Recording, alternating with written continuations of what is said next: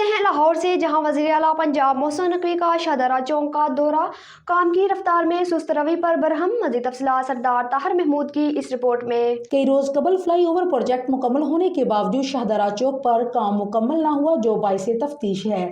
سارا کام رکا ہوا ہے، جو سراسر غلط ہے۔ ایک تاریخ طے کریں اور کام 100% مکمل کریں۔ شاہدرہ چوک کے اطراف کی سڑکوں اور پارک سمیت میٹرو بس سروس کے ٹریک کو جلد از جلد مکمل کرنے کا حکم۔